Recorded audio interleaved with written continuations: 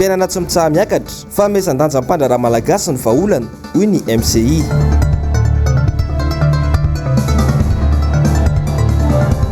Parkina eo amin'ny cité Analamahitsy kasain'ny commune Alaina tsy manaiky ireo mponina. Fitsangatsanganana animerika sinina tsy misy resaka fanakorontanana tahotra ny betsaka ho an'ireo mpomba ny filoha. Tompoko lahy sy tompoko vavy ankafaliana sy ankaravona indray ny tsy diako ny tokantranonao amin'ity arivariva ity tonga soa indrainao atao anatin'ny fampalalam-baovao ny fahitalavitry ny MPS manasanao mpanajana sy ampitiavana ary anaraka ny vaovao hatramin'ny farany. Ny vaovao ny sosialy avy hatrany ary no antsika misantatra ny fiarahana amin'ity ariva ity velo taraina vokatry ny atsonjay ataon'ny commune ireo mponina mipetraka eny amin'ny cité Analamahitsy amin'izao fotoana izao. Kasain'ny commune ho alaina indray mantsy ny toerana fametrahana fiara na ny parking izany. Tsy fantatra ireo mponina mazava ny tena antony ity fanapakevitra ity. Arao ny fanadadiana nataon'ny Njavandriamaefa teo amin'ny sariny Andry Rakotomalala. Tsy manaiky ary mitsipaka tanteraka ny fanesorana ny fiaran'izy ireo eto amin'ity parking ity ireto mponina mipetraka eto amin'ny cité Analamahitsy ireto. Raha ny fanazavana dia mivadibadikevitra hatrany sy navy eo anivon'ny commune Antananarivo renivohitra ny amin'ny fandaminana ity parking eto amin'ny cité Analamahitsy ity. Ny 12 Desambra lasa teo no nampandre ny commune fa isy ny fandaminana ho atao ety amin'ity toerana hita amin'ny sary ity izay efa nampiayay ireo mponina teny amin'ny manodidina. Ny 20 Janoary lasa teo anefa dia nilaza indray ny commune fa ho alain'izy ireo ity tany malalaka izay hany mba hitoeran'ny fiaran'ireto mponina. Manzavozavo tanteraka amin'ireto mponina araka izany sy ny tena antony hanesorana azy ireo tsy hampiasa ity tany sy efa nohanjarian'izy ireo nandritra ny taona maro ity. Eto zany dia te hanamafy inona le antony atovy taratasy mazava tsara avy aty aminay mihitsy hoe le réquisition hoe maninona no alainareo no parking anay. Inona zany ny antony? Fa mangataka izay eto amin'ny cité hoe tsy manana toerana ametrahana tomobile izay amin'izao fotoana izao. Roa andro no menanay 48 heures tomobile nge tsy afaka atao any trano. Tomobile efa tsy afaka ataonay aiza ho aiza zany very lalana zany zay amin'izao fotoana izao hoe ataona aiza le tomobile misy anay. Fandriampahalemana nefa dia efa hitanareo raha malala fa tsy mety, tsy milamina. Dia zay ny divanay mafy eto hoe inona ny antony hanesorana anay eto inona ameo taratasy mazava tsara zay hoe aiza dia inona ny solution proposenareo aminay provisoire ve sa définitive sanatria hoesorinareo eto zay dia afindranareo eto afaka herinandro zay dia hoesorinareo eo amin'ny toerana io ihany. Zay zany tena fangatahanay mangataka mpitondra any fitondrana ambony ihany zany zay mba hijeriny ka ny Analamahitsy ity amin'izao tsika miteny izao hoe aiza no ametrahan'ireo 43 logement reo ny tomobile eto zay efa hatramina cité anazy no efa occupénay teto le izy. Tsy voaela akory izay no nisy ny fandrodanana tranombarotra iray nataony avy eo anivon'ny commune Antananarivo renivohitra teto amin'ity toerana ity. Izao ndray dia tsy fantatra mazava izay tena tiany commune tongavana. Miaina anatin'ny ayay tanteraka araka izany ireo mponina eto amin'ny cité Analamahitsy. Fa tsy mbola mety miravina ankehitriny ny savorovoro eny anivon'ny fokontany manoloana ny letrezana fametrahana sy fokontany. Tsy eken'ny vahoaka indrindra moa ny ankamaroany ireny tranga ireny. Ny tranga indray androany ity olana ity teny anivon'ny fokontany 17 hektara atsimo iny. Arao fanadadiana teo amin'ny sary sy rindra tsara ny toky Ramarola. Vao maraina dia efa nirohatra teto amin'ny Brown fokontany 17 hektara atsimo ireto fokononina ireto. Tsy tonga hikarakara taratasy na ilahatra fa tsy tsinjo akory fa tonga naneho tsy fahafaliany amin'ny fanendreny chef district ny filoha fokontany hiasa ao amin'ny fokontany ity. Raha fehezina dia teny midina ity tranga ity izay tsy ekeny ny vahoaka. Problème eto dia zao président fokontany taloha zany le président taloha teto zany no miveriny eto indray amin'izao. Taloha izy président fokontany dia nilatsaka conseil tamin'ny miaraka amin'ny madame Lalatine dia niala izy zany dia avy eo tsy lany izy moa dia avy eo indray taty aoriana zany maty ny président fokontaninay dia nitady lalam-ban'ny tany izy dia lasa nitendreny député mapara ho président fokontany eto amin'izao tamin'ny hery latsinainy ngambany izy zay nefany be dia be ny zavatra litige nataony teto amin'ny fokontany tsy eken'ny vahoaka ka tsy eken'ireo vahoaka ireo zany nilasahany ho président eto fa aloha vice président nijanona eto dia miandry fifidianana zay tompoko ny dadavinay le litige be de be zany sarotra be o mitantaran'izany eto fa be de be ny espace eto zany milasan'olona daholo ny espace eto zany be de be ny lasa zay ny tena marina tamin'ny fitondrany be de be ny espace eto ny tamin'ny malalaka tokony halaovany ankizy ninona rehetrarehetra lasa daholo lasan'olo manam-bola daholo tianay fotsiny zany de zao hoe zay tsy mitady olona ho isolo azy fa miandro fifidianana zay fa aloha vice président aloha hitondra eto satria aloha miandro fifidianana de mba iny mamim-bahoaka fa sarotra be zany tontontony zany azonao zay no tena marina zay de no ataonay zay tsy migrefy tsy maninona fa zao aloha izy tsy asa fa miandro fifidianana zay da aoka izy tsy andray birao fa misy vice président ao de aloha vice président ny andray ny tanàna aloha atramizay ke atramina faty amin'ny président ke vice président foana ny teo e de aloha vita amin'ny vice président hatramizay de aloha ataon'le vice président le izy de izy aloha tsy andray asa mihitsy aloha etsakilan'izay de laza ity sy fokotany voatendry ity fa olom-boatendry izy no eo ary tsy manana eritreritry ny ala eo amin'ny toerana zay nametrahana azy noditsony ihany koa ny filazana fa nivaritra tany atsokosoko ny tenany za tsy nanindry tena fa nitendrena zay manko no alaza hoe ny ankizy tato amin'ny birao no nanendry ahako tsy zay mihitsy fa ty fanendrena ahako tamin'ny préfet de police nandalo tamin'ny tsefy distrika de ny tsefy distrika ny nampiantso tamin'le 18 après midi nandray an'ity décision ty de nanomboka ny talata zany nandray ny toerako teto tsy za tsy ametra-pialana kosa fa décision nanendrehako de zay le izy ity kosa le filoalefitry ny fokotany zay nandray toerany sy fokotany vonjomaika fonibanga tsy nisy pitarika ity fokotany ity nambarany fa vonina izy ny andray toerana amin'ny lehibe ny fokotany azy raha misy ny fanendrena azy eo amin'ny toerana io betsaka ihany zany ny olona nilazana zay hoe somary nisy fientanam-po kely sy ihany ohatrany hoe émotion tamin'ireo le vahoaka hoe naninona ianao no teo foana nandeha ny raharaha niaritra foana teo de naninona indray ianao no lasa adjoint fa nisy olo-kafa indray lasa sa ianao ve nametra-pialana ozy izy nivaly teniko nefa tamin'izay de hoe tsy nametra-pialana ako araraky le lazaiko teo tsy asa izy ty fa didy sy andraikitra raisina ary raha mbola afaka manao ako de eny valy teniko afaka mitatana ny fokotanintsika eto foana ako na inona toerana ametrahana na inona toerana ametrahana satria rehefa ela no ny anarana an'le asa ho mpitatana fokotany teto raha fampitambavao de anangona sony ireo fokon'olona tsy makasitraka ity lehibe ny fokotany vaovao ity izay fomba hitan'izy ireo fa anehony ihany koa tsy fankatoavany ity didiny voaka ity fa mahalona indrindra ny fiakarany vidim-piainana fa indrindra ny vidim-bary eto Madagasikara amin'izao fotoana izao de piarony izao mpanjefa iray androany nitondra ny fanazavana tamin'ny alalan'ny fampiatsonana mpanao gazety aroara ny fanadidina entiny Njavandriamahefa teo amin'ny sariny Andry Rakotomalala tafahoatra loatra ho ny mpiaron'izy ny mpanjifa ny fiakarany vidim-piainana eto Madagasikara tsy misy zay tsy mikolay na eto andrenivohitra izany na ny amin'ny faritra ahitana fiakarany avokoa na ny vary izany na ireo akora fampiasa andavanandro hatreto aloha dia vahaolana vonjomaika ihany no arosony fanjakana dia ny fanafarana vary avy any ivelany vahaolana maharitra nefa no ilaina ho ny mpiaron'izy ny mpanjifa zavatra maharitra no ilaina retompoko valopolo isanjato ny vahoaka malagasy no mihinana vary gasy zay nahabotrabotra ny vahoaka malagasy anisan'izany ny tenako vary mangalimila ny makalioka ny dista fa tsy ny dona fa rilaka akory ianareo mety botrabotra n'izany fa ny vahoaka malagasy retompoko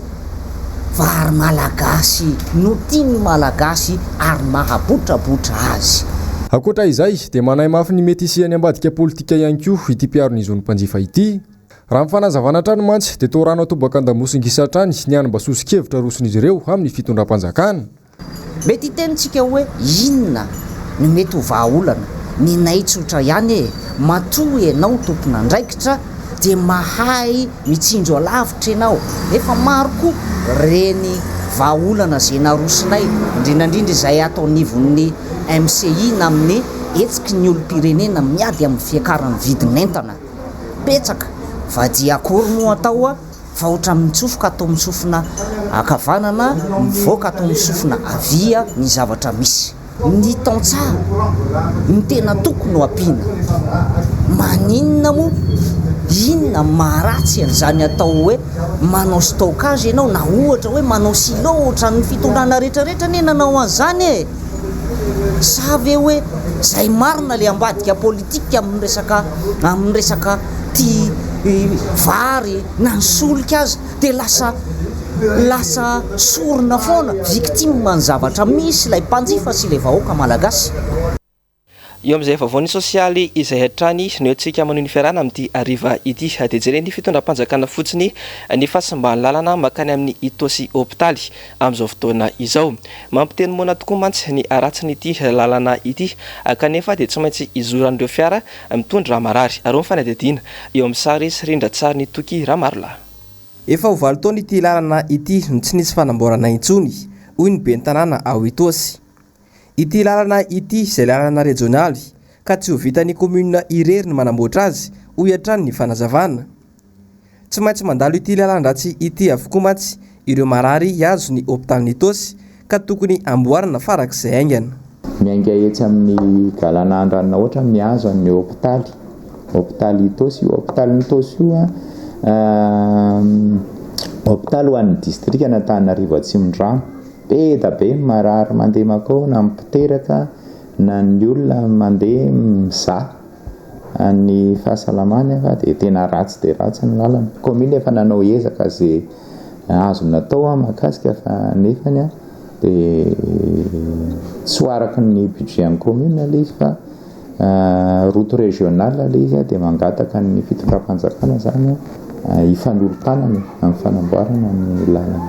Ankoatra ny faratsin'io lalana io dia mbola olana goavana tsy maintsy zakain'ny mponina Itosy ihany koa ny tsify sy ny rano noho ny afitsiko ny jirama sy ny fitondram-panjakana malagasy. Taraina ny olona mitaraina satria tsy mahazo rano ankoatra n'le hoe borina fontaine sy ny sisa dia ny olona izay efa manana rano any tokantrano zany dia izay ny fanarahana tamin'ny jirama hoe tonga ao atokantranon'ny olona ny rano amin'ireny be da be ny olona efa manana an'izany dia tsy maintsy hivoaka ny ivelany izy aka rano iray dia marary zany na koa hoe misy toerana fandraisam-bahiny be da be ohatra ny religieux ety zao dia tokony manana rano izy ao atokantrano misy vahiny tonga mivavaka misy vahiny tonga manao atao hoe reny karazana récollection na fiatahana sy ny sisy reny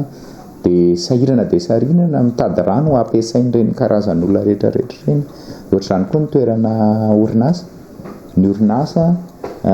misy olona atao hoe amina rivony ao anatin'le toeram-piasana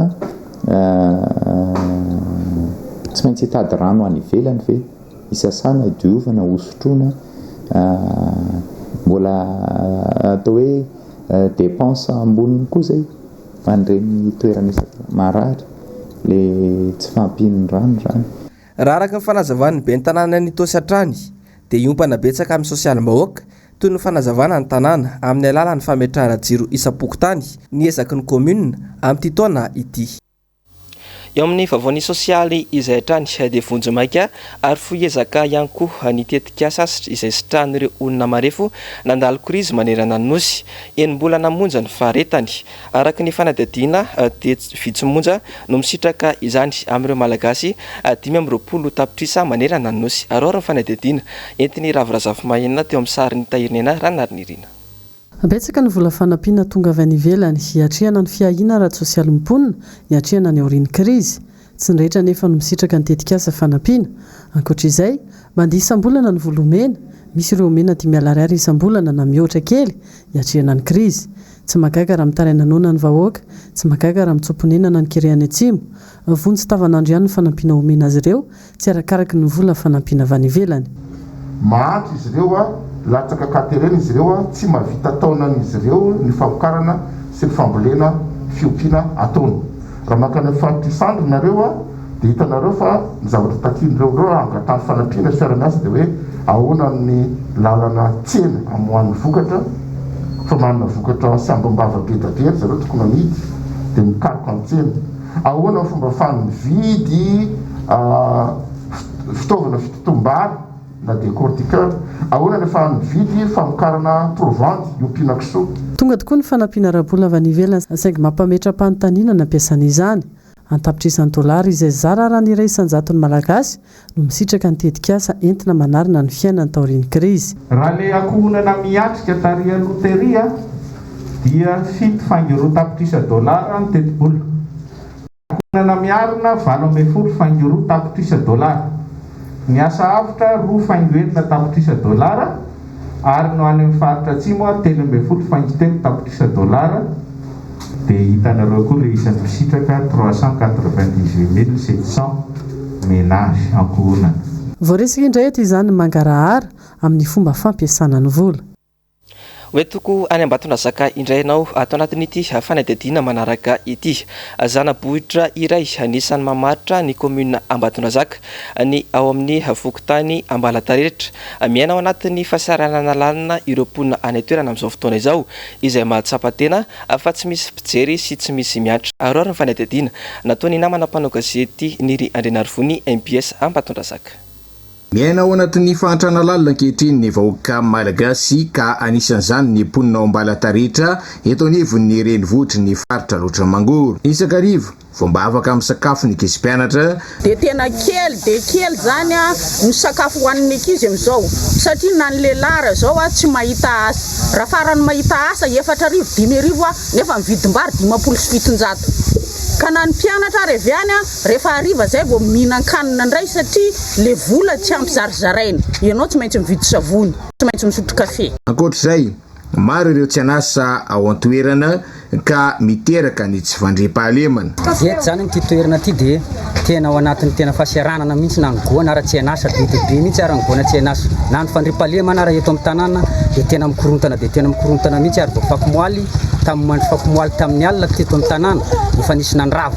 satria miasa tsy ampy. Fa raha fehesina izay rehetra izay dia ny sosialim-bahoaka mihitsy no tsy jereny ny mpitondra amin'izao fotoana izao. Sosialim-bahoaka tsisy mihitsy satria ohatra zareo samy lehibe ao foana voko fa le vahoaka majinika ety zany dia tena mijaly fara zay zokony ary kapoakam-bary ty eritreretinao tsara fa amin'ny teny raha mamanjara mikaraha mifatra arivo no vidina vary fa fitin-japo. Miandrandra vahaolana everina ialana ao anatin'izao fahasairanana menjady izao arak'izany ireto mponina ao Ambalatarehitra ireto ary inoana fa tsy izy ireo ihany fa ny vahoaka malagasy iray manontolo. Président Ravalo manan'izy dia nety tsara. Ny vaovao malaza maneran-tany ny hoentintsika manohy ny fiarahana amin'ity hariva ity. Anisan'ireo firenena tsy mbola afabela amin'ilay velanaretina coronavirus ila Frantsa hatramin'izao fotoana izao. Mieritreritra ny andray fepetra vaovao iadina amin'ny fiparitany ity velanaretina ity moa ny mpitondra any toerana amin'izao fotoana izao. Mipetraka nefa ny ayay sy ny olana ho an'ireo teratany frantsay. Aroary ny fanadihadiana nataony miala ranombana teo amin'ny sariny Matteo Prince. Mbola tsy voafeny fiparitan'ilay valanaretina COVID-19 raha ny any Frantsa manokana no resahina. Manoloana ny zavamisy dia mieritreritra ny andray fepetra vaovao indray ny filoham-pirenena Emmanuel Macron sy ny gouvernement tany an-toerana hiadina amin'ity valanaretina ity. Vahaolana voalohany hitan'izy ireo mahomby amin'izay ady izay ny fiverenana amin'ny fihibohana indray sy ny fanohizana ny famerana ny fahafahana mivoaka manomboka amin'ny enin'ora hariva. Sahiran-tsaina ihany anefa ny mpitondra ao amin'ity firenena ity izay manefa tsy hoeken'ny Frantsay rehetra izany fanapahan-kevitra izany. Ny ankabeazan'ireo mponina indrindra fa ireo mpivarotra izay matahotra ny tsy ho tafavoaka amin'ny fihibohana vaovao izay mitovy tanteraka tamin'ny lohataona 2020. Ankoatra ny atezerana dia miatraika amin'ny fahasalamana ara-tsaina eo amin'ireo zokiolona ihany koa ny zavamisy. Fanontaniana mipetraka eo amin'ireo mpikambana ao amin'ny gouvernemanta frantsay manoloana izany hoe tokony hametraka haingana ny fihibohana fahatelo amin'ny frantsay ao anatin'ny herinandro latsaka ve araka ny fanentana nataon'ny paisiansa sa tokony hiandry herinandro vitsivitsy sa hametraka fomba hafa tsy dia mifesy mangeja loatra hialana amin'ny endrika faniliana ny ampahany amin'ny vahoaka. Nilaza ny mpitondra teny gouvernemanta frantsay Gabriel Attal omaly nandritra ny filan-kevitry ny minisitra fa mahomby ny tsy fahazona mivezivezy manomboka amin'ny 9:00 saingy nambarany fa manana angona izy ireo mampiseho fa tsy mampena fivezivezen'ny valana retina izany amin'izao fotoana izao. Manoloana io toejavatra io dia tsy maintsy mandray fanapahan-kevitra vaovao ny firenena. Hotazonina ho izy ny rafitra efa misy izay afara amin'ny fihiboana. Ratsahivina dia tsy nisalasala ary entitra ny filoham-pirenena frantsay tamin'ny fihiboana voalohany ny volana martsa 2024 izay nametraka fa voakasika izany avokoa ny olon-drehetra andro vitsy taoriana nanakatonana ny sekoly. Niova ary sarotra ny toejavatra ankehitriny, misy eo ny avizanana, misy ny fisalasalana, eo ihany koa ny ayay izay nambaran'ny tompon'andraikitra iray any an-toerana fa ara-dalàna daholo izany rehetra izany. Nambaran'ity fiarany ihany koa fa tsy maintsy jerena ny faneken'ny vahoaka amin'ny fanapahan-kevitra politika.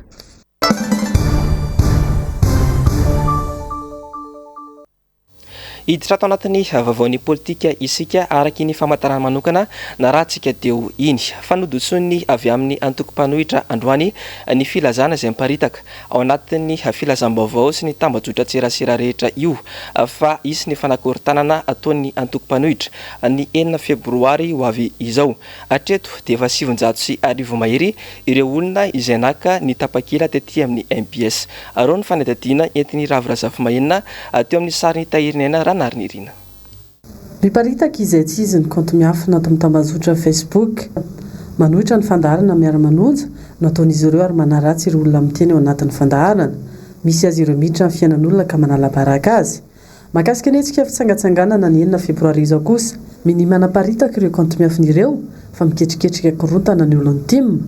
Fatahorana nefa no ambadika izany olom-pirenena. Mba eona amin'ny tim rehetrarehetra mba fantatra amin'ny birao politika sy ny rehetrarehetra mihitsy mba alalan'ny hoe ahoana ny fiaina miaraka amin'ny tim zany. Tena hitako hoe tena mitotongana ny fiainam-pirenena, tena eo anatin'ny vidim-piainana lafo, ny vary miakatra dia tsy hitantsony hoe ahoana ny fiainana mihoatra tamin'ny fitondran'ny filoham-pirenena filohan'ny Ravalomanana.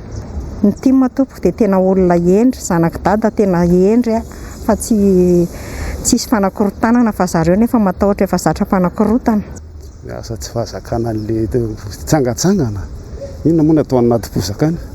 Tsy hitako raha ohatra anaty tsy hitako. Tsisy zavatra vitany. Matoa miala Antananarivo tsy anakorotana Antananarivo. Aka tsy zalo ny hevitro manokana tsy resaka anakorotana izany fa aiza moa inona moa no korotanina any anaty tanimbary ihany sa anaty tendrombohitra any? Tratra ngambany ataoko hoe tsy dia izay loatra ngambany aloha fa mba fitsangatsangana fa fampisehoana ny firaisan-kina izay no hifalifaliana izay ngambany tena dia any raha fahafantarako azy fa tsy anakorotana inona, anakorotana vody azo ve sa anakorotana inona tsy haiko loatra. Mangina tsirefy ny tompon'andraikitra isanisa mahakasika ny fanalam-baraka ataon'ireny konto miafina ireny. Milaza vaovao tsy marina, manakorotana saim-bahoaka ary miditra amin'ny fiainan'olona nataon'izy ireny. Ny zavatra hita nefa, tranga toy izany no nanagadrana olona teto amin'ny firenena, mpanao gazety izay nanohitra ny fitondrana ka nolazain'izy ireo fanonotoina ary nampidirina ponja. Fa mirarakopana amin'izao fotoana izao ny fanaratsiana ny filoha Marc Ravalomanana sy ireo solombavambahoaka tima any anaty tambajotra tserasera rehetra any. Lazaina fa mpanakorotana sy mpandainga ary mpanelitsao ny avy amin'ny antoko-panohitra raha manatsikafina ny raharaha maloto rehetra eto amin'ny firenena. Arao ny fanadadiana entin'ny miararanombana teo amin'ny sariny Matteo Prince. Mirory ny fitondram-panjakana manoloana ny fanapohana ny zava-misy marina eto amin'ny firenena ao amin'ny radio miara-manonja ka manao izay fomba rehetra andotona ny antoko-panohitra. Mandeha ny fanaratsiana sy ny fiantsiana tsy tapaka any anaty tambanjotra an-tserasera amin'ny alalan'ireo konto fake maro. Tsy ampiarovana ny filoham-pirenena sy ny mpiaradia amin'ireo konto ireo fa mbola atao mpamono afo sy fitaovana anakona tsy mety sy hiaro ny tombotsoany ihany koa ireo solombavambahoaka IRD. Voafaritry ny lalam-panorerana mazava nefa ny andraikitry ny solombavambahoaka amin'ny ankapobeny dia ny manara-maso ny zavatra ataon'ny mpanatanteraka fa indrindra ihany koa natao hijery sy ady izay mahasoa ny vahoaka sy ny tombotsony. Tsy antoko Timerery ihany no mandray fitenenana ao anatin'ny fandaharana miara-manonja fa mbola isy ihany koa ireo mpanao politika hafa handray anjara sy hitondra ny anjara biriky ny mikasika ny fiainam-pirenena ankehitriny. Rehefa maximum nataonareo tamin'ny fanaratsiana sy fanaovana reny lainga marivototra nataonareo anay sy député fidèle président Ravalomanana reny tany anaty Facebook, tsy ampy anareo reny dia hatramin'ny olom-boaositra raha nosoranareo fotaka io moa nareo zany rahanareo sy Andriamanitra zany olom-boositra zany tadio tsara fa saripady zany manana ny asany zany tsy mitovy anareo ary averiko eto ny teny komaly ienjana be ozy izy zay neno azy na hanjahanja ny devoly anareo nanao an'ireny zavatra reny ny fanaratsiana sy zavatra nataonareo rehetrarehetra reny na hanjahanja ny devoly na mpitsinjahany mihitsy dia mbola mitohy daholo tsy ampy an'izay dia miakatra plateau daholo zay mpamono afo rehetrarehetra manao pompier efa maximum ny zavatra nataonareo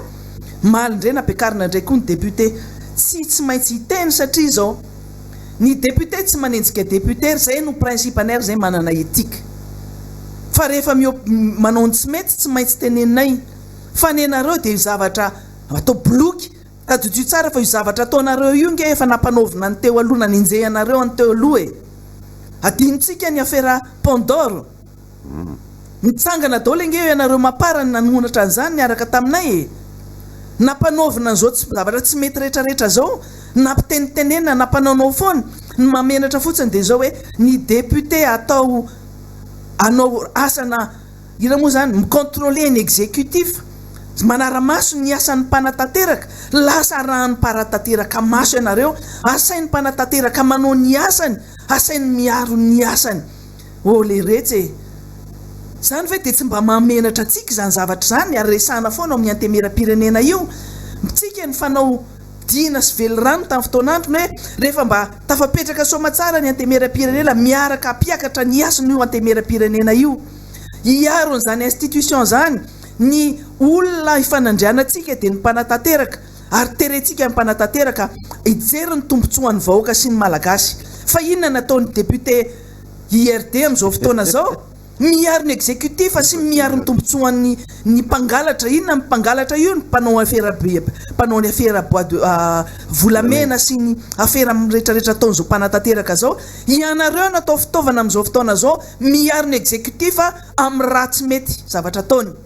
ianareo ny tokony hiaro ny vahoaka mifidy anareo tsika député de Madagascar atao hiaro ny vahoaka fa tsy natao hiaro ny fitondram-panjakana tsika atao hianara-maso ny fitondrana-panatateraka fa miblioka koa nareo hoentiny any akady dia lasa mandeha makany fa tsy misy izay tsy mandeha amin'izay loany ny fiainam-pirenena rehetra raha ny zava-misy ankehitriny no jerena no fanandahatra ihany koa ny vahoaka malagasy ka rehefa niditra antsehatra nampirantiranty sy nampafantatra ny zavatra tena misy marina ny mpanohitra dia nolazain'ny fitondram-panjakana fa mpanakorotana ary ny fanadadiana entiny miala ranombana teo amin'ny sariny Mathieu Prince. Rotana katroka tamin'ity volana janoary ity no nitondran'ny filohan'ny repoblika sy ireo mpanaradia azy ny firenena. Anisan'ny nanamarika ity fitondrana ity ny fandikan-dalàna isan-karazany raha tsy laza fa tsy ny raharaha écran plat. Nojamaina tamin'ny fampanantenana poakaty ny vahoaka ka tsy nahalala tanteraka ny zava-nisy marina teto amin'ny firenena. Nanao ny asany ara-dalàna ary nijoro nanao tatitra tamin'ny olom-pirenena Tsinganavaka tamin'ny alalan'ny fitetezam-paritra ny antoko-panohitra saingy no hirahiraina ho mpanakorotana noho ny tahotra hipoahan'ny marina. Ny fanoherana eto Madagasikara amin'izao tsika miteny zao dia opposition intelligente. Raha tao anatin'izay roa taona izay dia nangina ny fanoherana nanome délai de grâce mihoatra ny tokony ho atao satria 100 andro ny délai de grâce zany raha ny tena marina 3 volana fa nomena roa taona zany ny président république nandalo koa moa ny covid fa izahay délai de grâce nomeny mpanohitra zay zany tsy nangalan'ny mpitondra tsirony mba ahafahany tena mampiseho fa mahay izy noho ny mpanohitra tsy nangalan'ny tombony dia fantatsika fa vita mihitsy ny roa taona dia nitranga ny problème écran plat nitranga ny raharaha bombo sucette mitranga daholo ty raharaha tsy lana fanoherana zany ange tsy mila hoe misy mpanohitra fa misoloka ho azy eo zany zavatra zany ary matoa zany misoloka zany hatramin'reto raharambolameny reto dia tsy tsika irery manara-maso amin'ny fiainan'ny firenena fa miara manara-maso amin'ny fiainan'ny firenena koa ny mpiara-miombonantoka amintsika eto Madagasikara dia tratra zany le mpitondra fanjakana amin'izay lafin'izay dia rehefa tratra izy dia mametraka ny mpanohitra hoe eny ary fa aloha zay mba hanao tatitra manerana amin'ny Madagasikara de sakasakana an'le mpitondra mifaran'le tatitra satria sao de milaza zavatra tsy tokony ho lazaina ary manala baraka azy araka ny fomba sao de mamerina 26 janvier 2009 tsika zany raha ohatra ka ny tena fanoherana eto Madagasikara zany lavitra amin'ny fanoherana no mandeha makany amin'izany hoe 26 janvier zany satria ny fanoherana amin'izao fotoana zao raha ny dozy eno ange-tsika ny tety amin'ny Madagasikara ny dozy enony zany avy any amin'ny opinion zany hoe ny fieveran'ny olona de fa tsisy tsony io fanjakana io e vao mivoaka ange ny doublon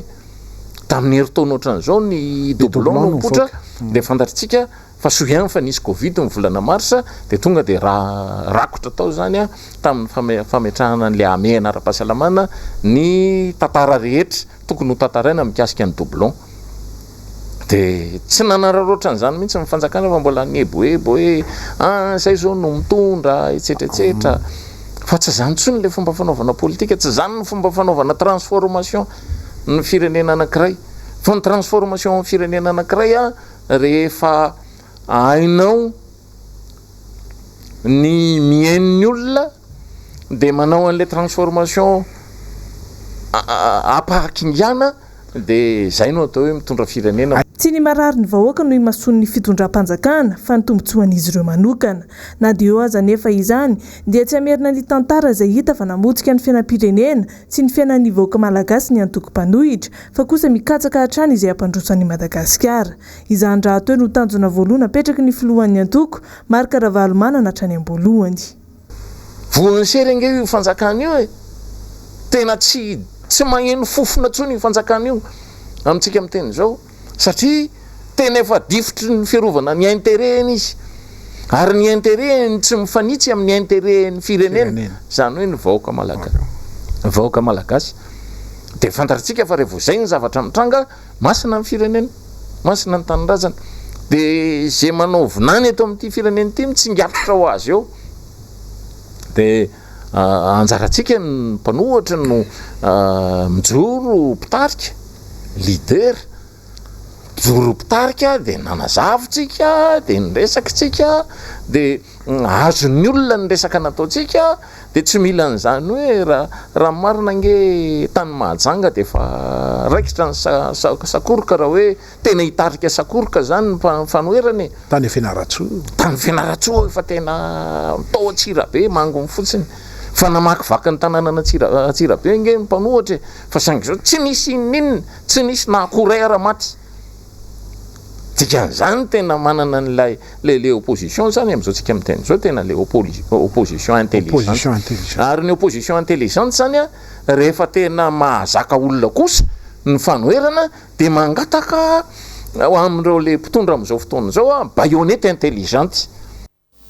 dia izay ankora itopoko lasy sy itopoko vavy netiko manakatona ny fampirahalambavao amin'ity androany ity isoraka ianao nanaraka izany hatramin'ny farany isoranay koa ny teknisiana sy ny mpanao gazety izay niarany salahy ka nanatotosa izao fampirahalambavao izao mametraka ny veloma ho an'ny rapitso indray ary itopoko lasy sy itopoko vavy